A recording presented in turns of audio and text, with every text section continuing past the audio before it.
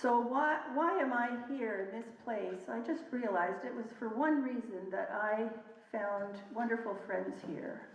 It is so important, it is very valuable for the whole congregation to become a friendly place. What is the work of a human being, and how can the collective be a benefit to this lifelong endeavor?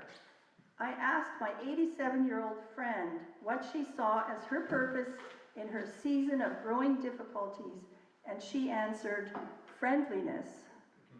She's a Quaker, and they're called the Society of Friends, and even in her physical and mental decline, this is her highest purpose. Spiritual friendship is an intentional relationship, and there are a lot of books about it that I read from the Quakers, like a guidebook to spiritual friends. It is an intentional relationship for the purpose of increasing happiness, reducing suffering, and strengthening the community. A friend is an ally that allows us to cultivate our best selves and uphold our shared values in this congregation. But where are we? Here we are. We are in a collective, a community, a congregation, a church, and also a sangha, which is one of the three jewels of Buddhism, the Buddha, the Dharma, and the Sangha. And I was just listening to a talk this morning from the Buddhist community, in which the speaker said that enlightenment was not possible unless in a sangha. It was an interesting thought. So I was raised in the remnants of a collective that began in 1752, when a group of 400 families left Western Europe to settle in Russia at the invitation of Catherine the Great. They lived in closed communities until they were eradicated by the Russian Revolution and the Second World War, and were either murdered or fled. My family ended up in Winnipeg, where the remains of the community tried to continue their lifestyles in a city. So the practices of a homogeneous religious collective live on in my psyche.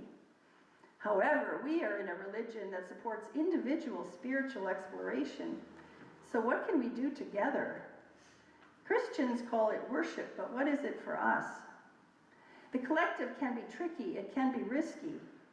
In my former religion, elders would descend on non-compliant members explaining the true path. If that failed, there was the practice of shunning, and imagine yourself in a closed German-speaking community in the middle of Russia surrounded by Cossacks, and shunning would be a pretty big deal.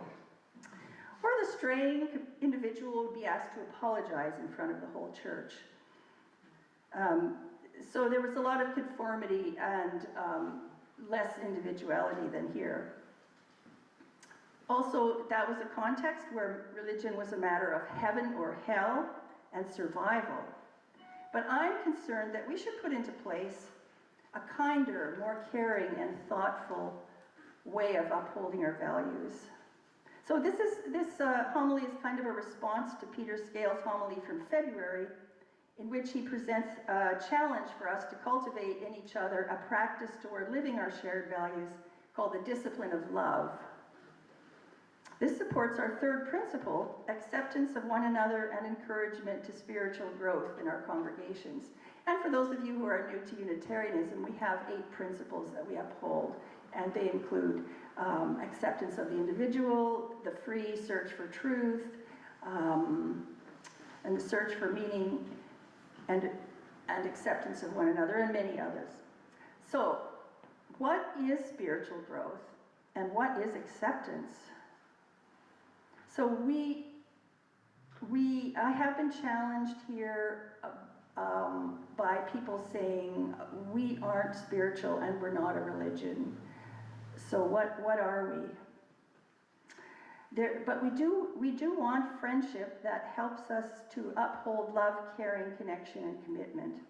There may be a yearning, even if you're not spiritual, there may be a yearning to talk to someone about deep matters of life, to deepen insights and clarify actions. And we have an opportunity here for listening and being fully present for another person. It's for a specific purpose besides just socializing and enjoyment. And if anyone is interested in cultivating spiritual friendship, I have a guide here that's very helpful. So you can ask someone to take on this role for yourself, and maybe you want to explore questions like, how can I be happy in this dark world? What is the response to suffering? And for myself, I look to people who are ahead of me in their wisdom, ethics, and responses as guides. And there's also our vulnerability. Can we say to each other, I'm lonely, I despair, I need a friend? That is also possible here.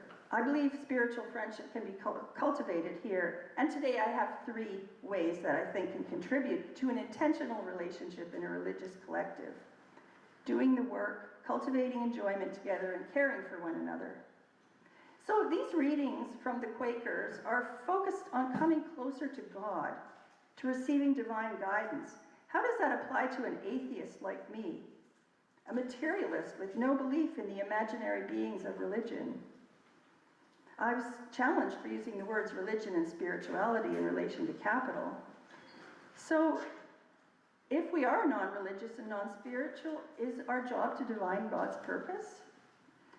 What I think I mean is to try and develop a friendly community that allows us to deepen discernment and caring, to thrive personally with each other, and to better cope with the inevitable conflicts and confusions that arise here and out there in the dark world.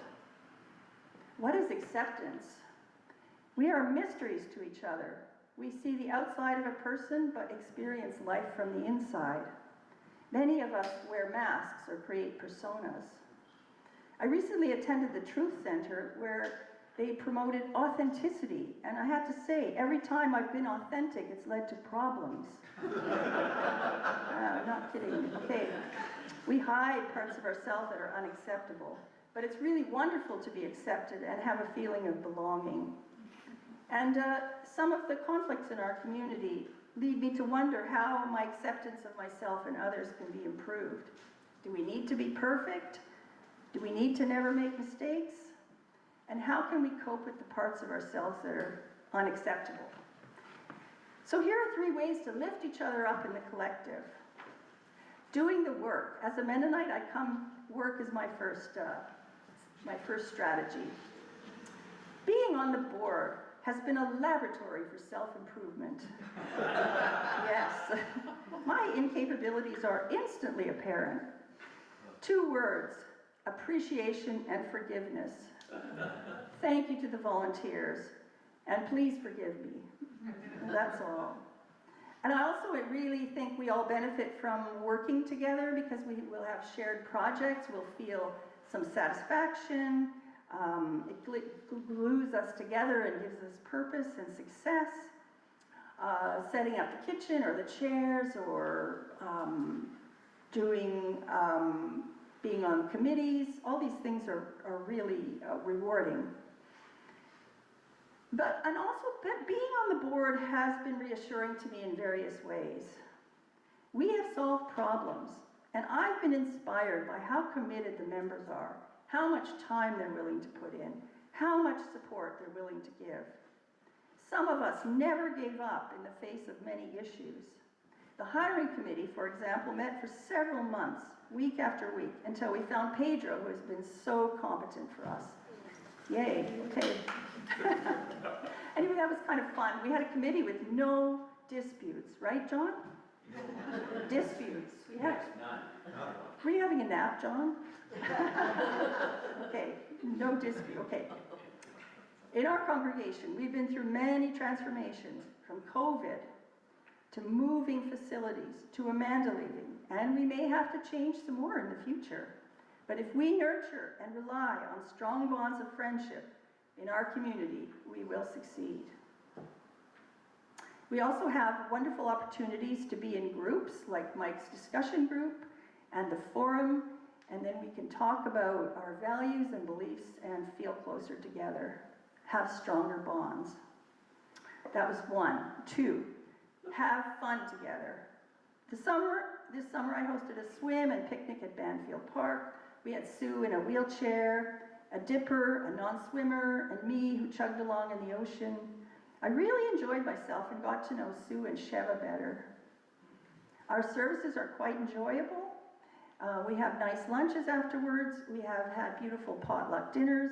And for me, fun is not only glue, but epoxy. And when we're mired in difficulty, make sure to find some humor. So here's a joke. How many UUs does it take to change a light bulb? 3, including the affirmation, we affirm the right of all bulbs to screw into the sockets of their choice, regardless of the bulb's illumination preference. I'm not sure if that's totally appropriate. Forgive me. You're being authentic. I'm being authentic. Yes, that will be the only time. Don't worry. Okay, number 3, taking care of each other. This can be the sticking point. Elders of the church, as I said, used to march into people's homes to express dismay at the wrong being done and to encourage a return to the true path. Should we do this? Hospital visiting and giving lifts and bringing food are important, but is there also a responsibility to guide and mentor each other? Should Peter come into my house and say, "You're not upholding principle number 7? you better change." But I do say yes, I think this is a role. Along with the discipline of love, I encourage the discipline of good behavior. For example,